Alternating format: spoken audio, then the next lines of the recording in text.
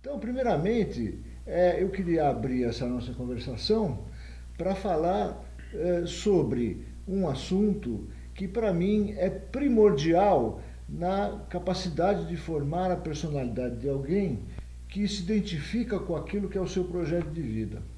Eu queria falar sobre holding, a princípio, não? O que é holding? Holding, diretamente do inglês, justamente significa amparar, segurar. Holding é uma palavra que tem a ver com a parte física e com a parte simbólica. Holding, a princípio, além do olhar da mãe para o bebê, é também o braço da mãe, o corpo da mãe junto com o bebê. Os dois juntos formam um holding de qualidade que irá permitir, então, que esse bebê se desenvolva dentro do melhor espaço de segurança possível, permitindo a ele ser quem ele é. Muito bem, então eu abro essa nossa conversação, né, sobre a questão primordial do holding como aspecto importante do projeto de vida que permite alguém ir ao encontro daquilo que deseja na vida. E as interferências que vão haver no holding, então, vão ser interferências substancialmente fortes para impedir ou desviar ou dificultar o caminho da pessoa em direção ao seu projeto de vida. O que você acha disso, Maurício? Eu fundamentalmente concordo com você, porque o holding é um nome, um conceito que você utiliza, o primeiro que utilizou foi Winnicott. Winnicott. É um conceito muito importante porque integra duas partes da situação da relação mãe com bebê. A parte simbólica, como você falou, e primariamente a parte corporal. Porque o holding é primariamente corporal, como você mostrou, não? Com gestos.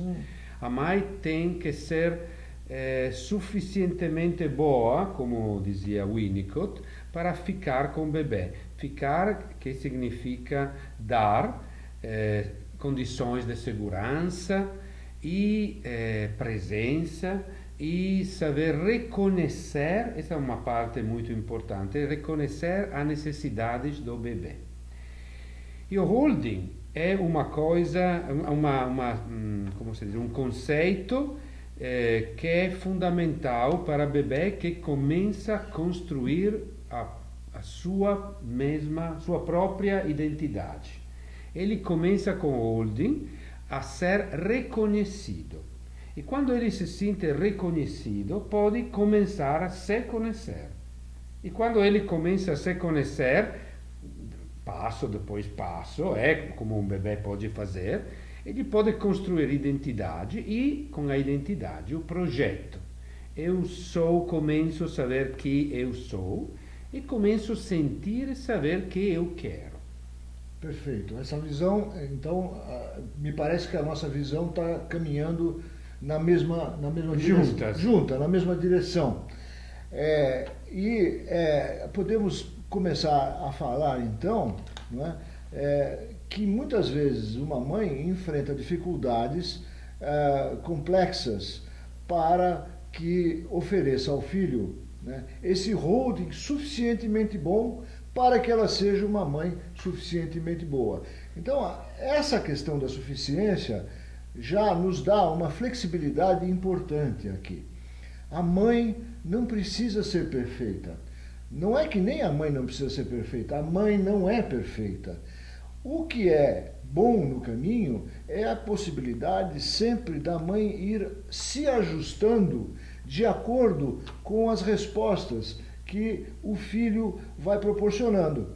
Porque a mãe pode ter uma ideia de quem é o filho, mas o filho é o filho. E quando o filho responde, ele responde a partir já de sua própria personalidade. E a mãe, então, vai ter que desenvolver uma forma de estar com esse filho, não só apoiando essa identidade que surge, que emerge, acompanhando essa identidade que emerge, tá? Mas também nas suas interferências ter os seus tropeções, os seus erros, até para que o bebê possa se sentir também com o direito de errar e, nesses erros, ir flexionabilizando o projeto de vida. Uma das interferências que eu vejo que são importantes nesse desenvolver da vida são a capacidade da mãe, então, de preservar o holding. E o que significa isso? Por exemplo, o olhar da mãe. Esse olhar que você falou que diz você é meu filho ou você é minha filha, esse olhar que qualifica, que valoriza essa relação entre mãe e filho, né? Quando, por exemplo, esse olhar é um olhar que pode ser vazio, é um olhar que só olha aquilo que é o desejo da mãe e que ignora as necessidades do filho, os desejos do filho, os sonhos do filho, etc., vai causar ali, então, um conflito de comunicação importante em que o filho vai constantemente tentar reencontrar a mãe e se não encontra nas suas várias, porque o filho tenta várias vezes, se o filho não encontra nas suas várias tentativas, ele então vai abandonar a relação, não é? Ou vai seguir o desejo da mãe, né? Ou vai se fechar e vai abandonar os seus próprios princípios. Como é que você vê exatamente. Isso, né? Eu acho que a mãe perfeita não existe. Eu lembro uma coisa que eu li muitos anos atrás, que um dia uma mãe estava grávida e encontrou Freud na rua e falou assim: doutor, professor, você que sabe tudo, me diga uma coisa, como eu posso fazer melhor com o filho que vou ter? E ele respondeu assim: olha, não se preocupe, você vai errar. Você vai errar naturalmente, porque errar é a componente humana do desenvolvimento e da relação mãe com bebê. E como você falou, errando, o problema não é se eu erro ou não erro, mas qual é a minha capacidade como mãe, como pai, como se diz, figura de atendimento, não? Primária, como eu consigo reparar. Então você falou de olhar, o olhar pode ser vazio, e pode ser distante ou invasivo, muitas diferentes características que podem interferir com a necessidade do bebê de receber um olhar respeitoso, calmo e sintonizado. Eu quero introduzir um outro conceito, um conceito mais, que é sintonização, que é um conceito que tem uma relação muito integrada com holding, porque holding é um jeito de bem-estar e a sintonização é o jeito de bem comunicar entre a relação com a mãe. Estar e comunicar são duas partes muito importantes da relação primária. E também na sintonização não sempre podemos ficar sintonizados, porque às vezes a mãe está ocupada, está cansada, o bebê está com doença, muitas coisas podem interferir. A capacidade de se sintonizar é a capacidade de reparar as interferências que necessariamente acontecem na relação. E isso, Maurício, cria exatamente um outro conceito de altíssima importância no desenvolvimento humano, que é a capacidade de resiliência. O que é a capacidade de resiliência? É justamente a gente aprender a lidar com os tropeções da vida, com as dificuldades da vida e assim mesmo manter o nosso espírito de harmonização, de desejo, de força em direção àquilo que a gente quer, além de ter uma capacidade de autorregulação interna, autorregulação orgânica e mental. Então veja bem, o holding, a sintonização, trabalhando juntas, não é? vão ajudar a criança a desenvolver essa importante capacidade, que é a capacidade de resiliência. Só assim ele vai poder lidar, não é, com as várias pedras que aparecem no caminho, não é? Exatamente. E uma coisa importante a propósito do que você está falando é que nós sabemos agora, depois de muitas pesquisas sobre os efeitos do trauma nas pessoas, também nas pessoas adultas, nós sabemos agora que a intensidade dos efeitos do trauma depende não somente da intensidade do acontecimento traumático, mas depende do estilo de apego, que significa a relação primária que o bebê tinha com a mãe durante o desenvolvimento das pessoas. Não, isso é uma lembrança muito importante, porque as pessoas normalmente confundem o que é o trauma como sendo o trauma sempre é um impacto muito violento, mas justamente você está levantando a questão da educação. A educação a longo prazo pode formar um trauma a longo prazo, Sim, né? sim. Dependendo da capacidade justamente de empatia, de sintonização, de ressonância da relação entre a mãe e o bebê. Não é? Porque se eu, como bebê, aprendi um jeito, como você falou, de me autoregular emocionalmente, que significa que qualquer coisa acontece, eu posso ficar agitado, nervoso ou irritado, mas com um tempo, né, eu posso me calmar, me voltar a um estado emocional bom. Essa é a capacidade de me regular. Se eu consigo encontrar essa capacidade quando eu sou criança, quando sou bebê, eu posso me construir uma identidade estável. E quando eu enfrento um acontecimento traumático, eu posso enfrentar o trauma com essa capacidade estruturada dentro de mim mesmo. Isso é absolutamente importante, porque, veja bem, a relação se dá num estado de verticalização, isto é, você com você mesmo, a sua capacidade consigo mesmo, através da sua capacidade com o outro, de estar com o outro.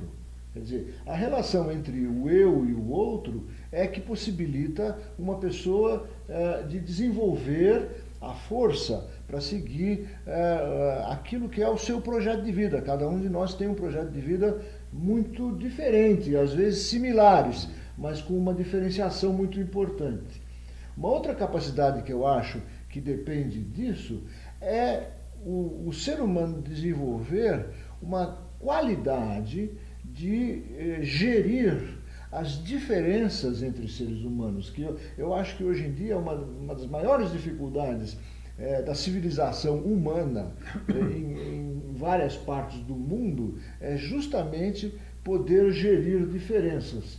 Gerir significa manejar. Manejar. Okay. Gestar. Sim, gestire. Gestire as diferenças, não?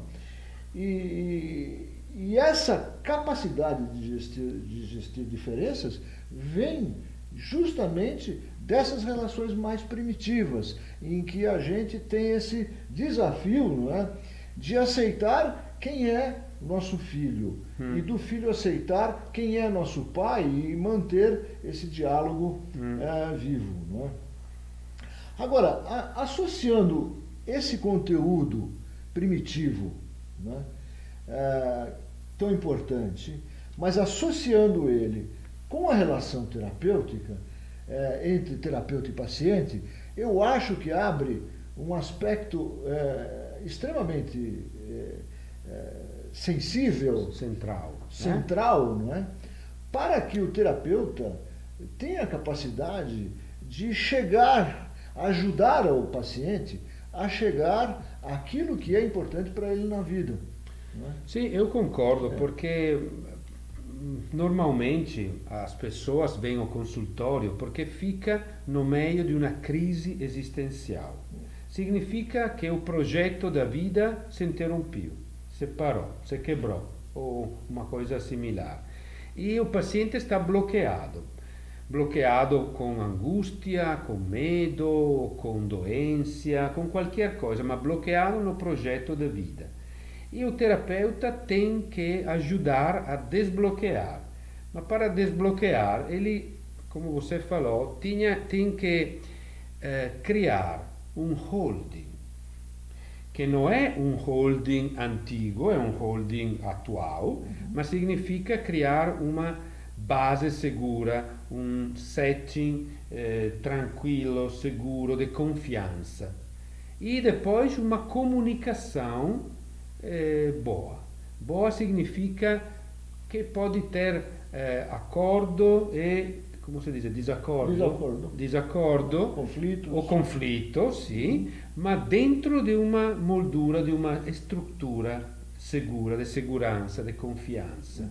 E isso pode calmar pessoas e dar um tempo a ela para refletir, para sentir, para reconstruir um projeto que estava bloqueado. É interessante trazer aqui um conceito de como o holding também aparece naquilo que a gente chama de sistema terapêutico, não é? Ou como a biossistêmica, como a sistêmica promove e assegura a formação do holding, não é? Então, o terapeuta preparado para estar com o outro diferente, o outro com a sua história, vai refinar a forma de comunicação para, através do outro, através da vida do paciente, ir aprendendo a história dele, não é? E se posicionando de uma maneira que certamente será diferente daquela maneira que os pais se posicionaram, ou que a ausência dos pais proporcionou na vida dele. E essa presença do terapeuta na vida do paciente, não é que vai ajudar tanto, especialmente o paciente, a passar pelas suas angústias de relacionamento, angústia de descobrir a si mesmo, no sentido de que o que eu estou fazendo aqui na vida hoje, para onde que eu vou, o que é de fato importante para mim, quais são os meus valores, não é? E o terapeuta, através do seu lugar, entre aspas, neutro, mas não neutro, porque o terapeuta é humano e traz também os seus desejos, suas emoções, seus afetos, não é? Como é que nós vamos encontrar, não é, uma capacidade de resiliência para as dificuldades, as dores do paciente, não é? E através dessa resiliência, então, deixar surgir esse projeto de vida. Uhum. Sim, é uma precisação. Quando nós falamos de neutro, não? Eu não sei como é o português ou o italiano, mas temos uma diferença, não? Entre neutro e neutral. Não? Porque o terapeuta tem que ser neutral, mas ao mesmo tempo, como você falou, é um ser humano. Então, fica na terapia com o corpo de si mesmo. Sim. E com a presença, e com a energia, e com o jeito de falar, de comunicar. Então, o terapeuta tem que ser muito formado para fazer o terapeuta, porque tem que ser muito cuidado para criar um contraestilo, eu chamo, não sei se é correto como língua. Um contraestilo é compreensível. Contraestilo, porque como você falou, os pais foram ausentes, ou invasivo, ou interferente, e o terapeuta tem que compreender profundamente isso e se colocar do jeito diferente e criar um contraestilo de relação. Isso traz um simbolismo importante, porque veja bem, o terapeuta ele vai ocupar o melhor lugar possível. Ele jamais será igual ao que foi a paternidade desse paciente. Ele será de fato diferente, mas aqui entra um aspecto que eu sempre julgo importante, que é o seguinte: mesmo eu sendo diferente, eu ainda posso cuidar de você da melhor forma possível e te ajudar a encontrar aquilo que é importante para você, que seria importante para você na sua primeira infância, que seria importante para você na adolescência e que é importante para você em qualquer idade que você esteja. Né? Sabe? Então, esse neutral que você traz, de fato, nós, terapeutas, somos humanos e também erramos e vamos errar. E através dos erros é que vamos descobrir o que é certo. Acho que o caminho é muito por aí, não é? Sim, sim. Vamos a errar juntos, às vezes, não na terapia. Sim. E a coisa muito mais importante é conseguir reparar. Reparar juntos o terapeuta com o cliente. E não é fácil ajudar o cliente a buscar dentro de si mesmo o projeto da vida. Porque às vezes muitas pessoas nunca pensou isso, nunca podiam encontrar. Isso às vezes é muito difícil. Então, eu acho que precisa paciência, né? Da parte do terapeuta e do cliente. Precisa muito tempo e uma paciência para escutar profundamente quais são os sinais internos da alma, não? Da interioridade do cliente.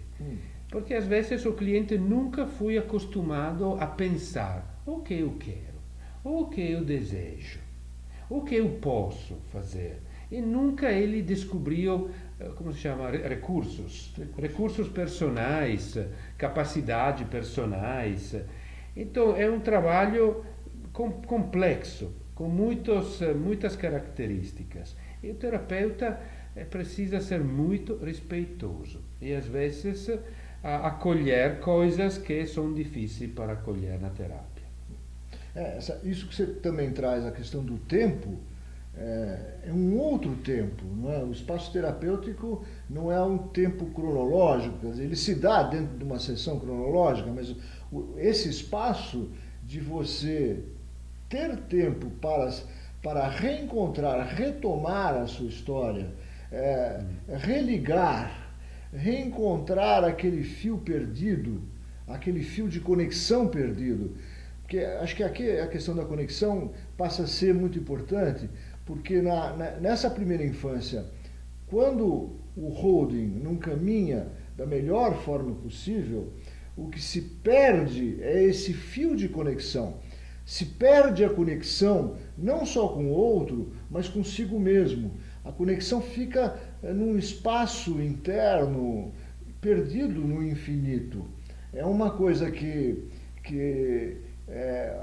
eu não me lembro o nome de um psicanalista que chamava de o conhecido desconhecido.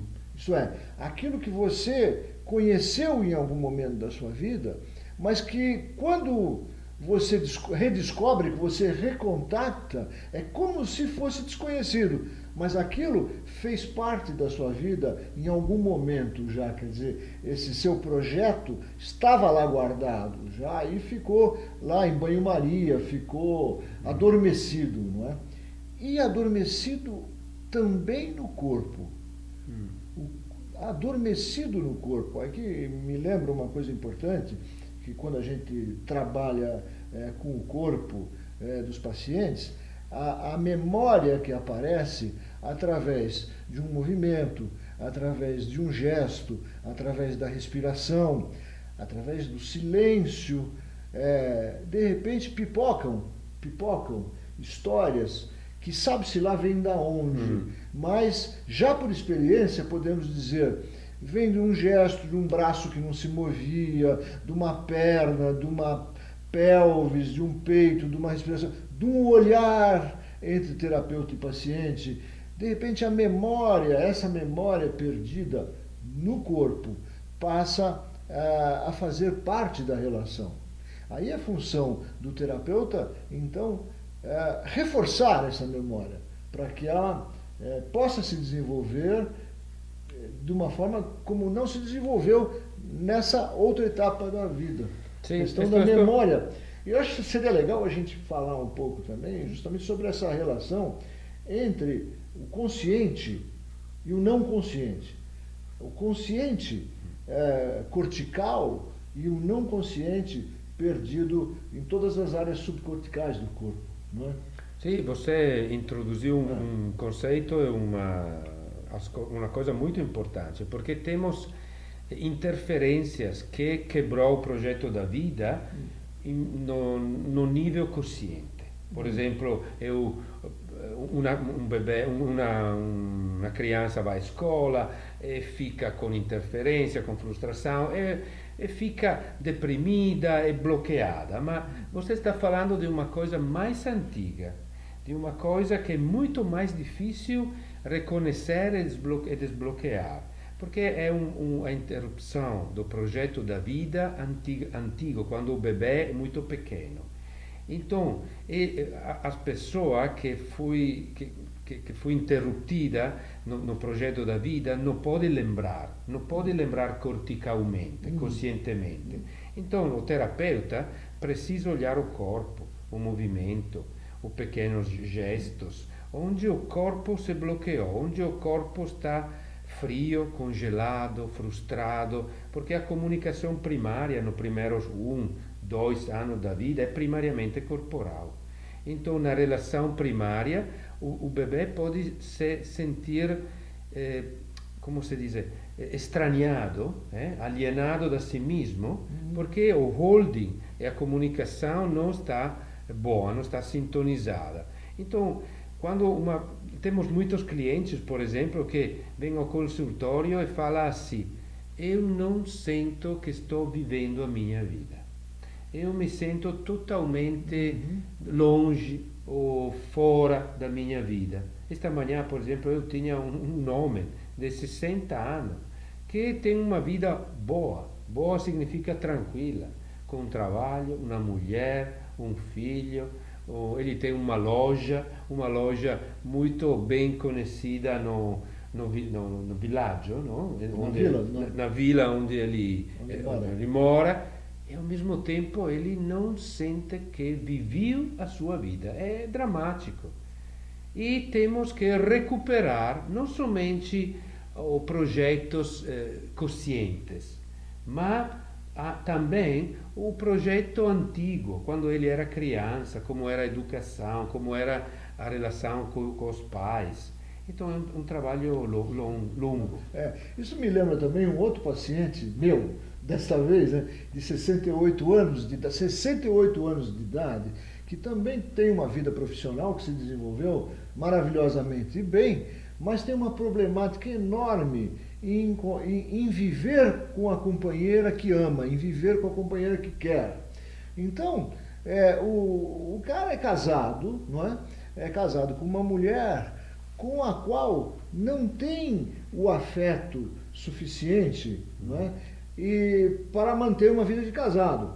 E tem alguém, uma outra mulher com a qual tem tudo tem, não é?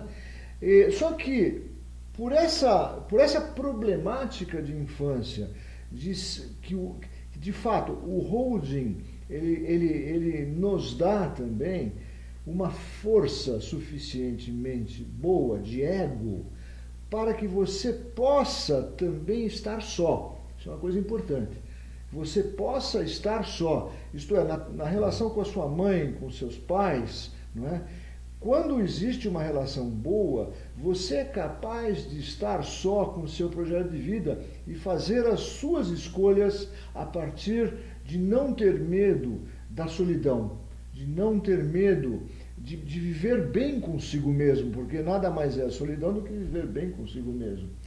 Como essa pessoa tem esse dano primordial, ele não consegue se separar por ter medo de não conseguir, primeiro, estar bem consigo mesmo, para depois, então, formar uma relação suficientemente forte, não é? Para que tenha uma vida que eu chamo de doméstica mais feliz. Mais quente, mais amorosa, mais íntima. Exato. Sim, porque o projeto da vida, a intencionalidade profunda, permite a pessoa de ficar sozinha, só, e com os outros. As duas polaridades. As duas polaridades, exatamente. Então, vamos só alinhavar, para ir finalizando aqui a nossa conversa, como um dos aspectos, talvez o mais importante, da relação terapêutica, associado à capacidade de formar um sistema de holding que possibilite o paciente, que possibilite ao terapeuta para que emerjam, que apareçam justamente as forças necessárias para que cada um tenha a capacidade e a paciência e a calma de encontrar para que está nessa vida, o mais próximo possível dessa relação do para que está nessa vida, porque aí também não tem uma perfeição, mas o mais próximo possível daquilo que é o seu desejo de vida. É uma boa síntese. É uma boa Concordo. síntese. Né? Não é fácil. Não é fácil. Não é fácil. Então precisa um terapeuta suficientemente bom. É isso. Não perfeito. Não perfeito. Muito bom, então, né? Acho que você tem mais alguma coisa assim que a gente... Eu penso isso é o suficiente para o momento. É um conceito geral e central. E que abre espaços justamente para essas associações com a vida adulta, abre espaços para um pensamento dessa relação cortical e subcortical, isto é, essa relação do organismo e da consciência, um diálogo que pode ter ficado muito conflituoso se o holding não foi bem feito, não é? Vide que hoje em dia nós que trabalhamos com questões de trauma, a maioria dos traumas são relacionados à questão de holding na primeira infância e os danos que o holding causou nessa época, não é? Sim, exatamente. Não é? Exatamente. Então, tá bom? Então tá. Boa tarde. Boa tarde. Obrigado. Obrigado.